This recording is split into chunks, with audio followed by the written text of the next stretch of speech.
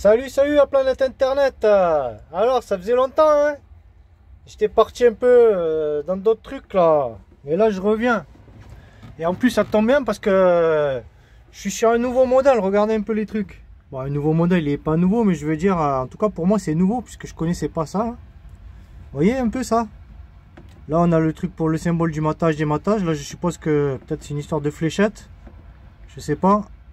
Et ça, en tout cas, vous connaissez, si vous connaissez un peu Liebherr, vous voyez bien que c'est pour le symbole du télescopage, que d'habitude on peut télescoper avec le joystick gauche, que là sur celle-là apparemment, il faut télescoper comme ça, ou comme ça, voilà, parce qu'on voit le symbole, d'accord. Mais pour ça, il faut bien avant se sélectionner sur le symbole du matage. Donc c'était une petite vidéo à faire, je pense, pour vous le montrer, parce que voilà, c'est pas quelque chose de, c'est quelque chose qu'en tout cas personnellement j'ai pas encore connu. C'est une occasion parce que moi je devais aller, je sais pas si on la voit d'ici, mais je devais aller sur une autre grue, une 40 tonnes, donc il n'y a rien à voir avec celle-là. Celle-là c'est une LT 1090. Voilà, je vais vous montrer un petit peu. Donc voilà. Voilà. Je sais pas si on voit LT 1090. Donc après c'est pas des modèles les plus récents non plus, mais bon.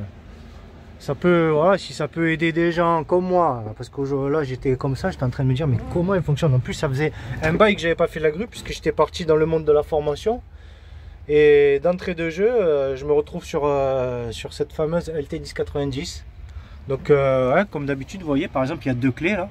En fait il y a une clé pour le porteur, on voit le symbole.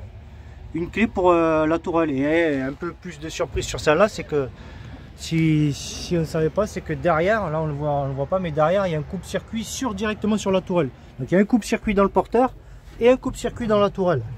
Donc voilà, donc si on veut démarrer, parce qu'au début j'avais actionné les deux clés et je comprenais pas, ça, il n'y a rien qui fonctionnait, c'est parce que j'avais actionné les deux clés, en fait il fonctionnait que la tourelle.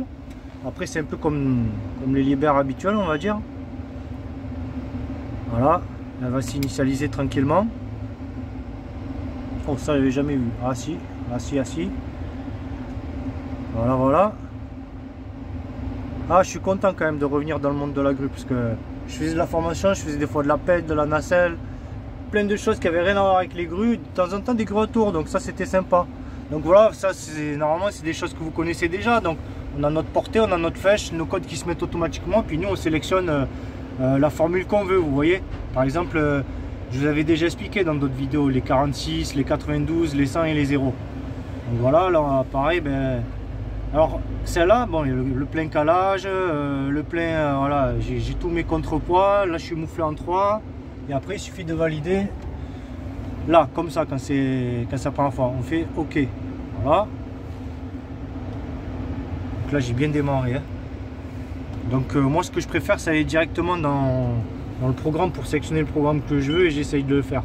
Donc, je vais vous faire une petite démonstration. Alors là, il me fait toujours un petit bip. Ça vient de là.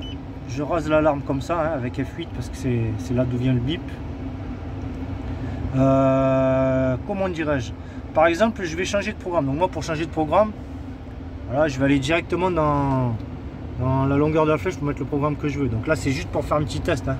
C'est pas pour... Voilà, donc on arrive sur cette fameuse image. Là j'ai sorti, on voit bien si vous voyez bien comme moi, vous voyez 0 0 0 0 92, on est d'accord. Donc là je suis déjà actionné sur la flèche. Si par exemple je vais demander de la flèche, il a démarré au moins. Voilà, si je demande de la flèche, ou si je fais une quelconque évolution, il y a ces petits points qui apparaissent, ça veut dire que c'est bon, hein, je suis arrivé au bout du programme, il est bien verrouillé sur 0 0 0 0 92. Donc voilà. Voilà. Et là par exemple je vais virer, je vais plier ma flèche par exemple, je me mets en... Donc je vais sur F7 parce que c'est en face du programme. Hop, là il me met 100%, non je ne veux pas agrandir, ça voudrait dire qu'il sort toute la première flèche. Je me mets en 0 pour toute la plier, mais non je vais mettre allez 46 juste pour la plier un tout petit peu parce que bon comme j'ai les chaînes je voudrais pas que ça m'arrive dessus. Et donc voilà, comme j'ai sélectionné là sur ce symbole, parce que s'il est comme ça, il est que sur le matage dématage, il faut que je le sélectionne comme ça, et après que mon joystick, ben là par exemple ce sera pour entrer la flèche, et là ce sera pour la sortir. Donc certainement que là, pour rentrer ma flèche, il va falloir que j'actionne mon joystick comme ça. D'accord? Alors comme j'ai pas démarré, je vais quand même démarrer. Ça va être plus facile quand même. Du coup, comme j'ai démarré, normalement, on va voir si ça joue. Hein. On va voir si ça fait le jeu. Allez, faut pas qu'elle dure trop longtemps cette vidéo. Et là, je suis en train d'actionner sur le côté. Pour la rentrée, effectivement, c'est en train de se passer là. Voilà, j'ai mon régime moteur là sur ces pédales là. Je vais l'accélérer. On voit les chaînes qui sont déjà en train de descendre. Donc effectivement, c'est en train de faire le job, vous voyez.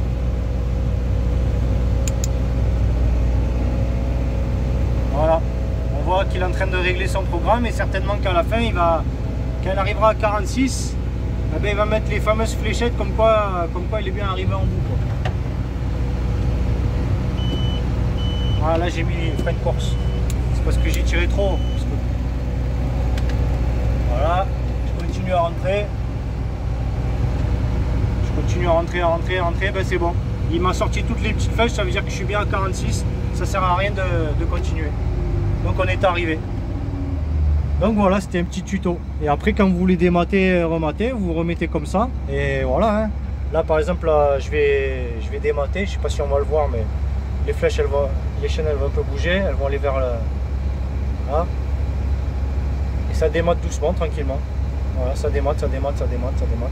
Bon, évidemment, comme c'est une plus grosse grue, elle met un peu plus de temps. Hein. Hop, je remate. Donc les chaînes vont revenir vers moi. Elles vont monter aussi.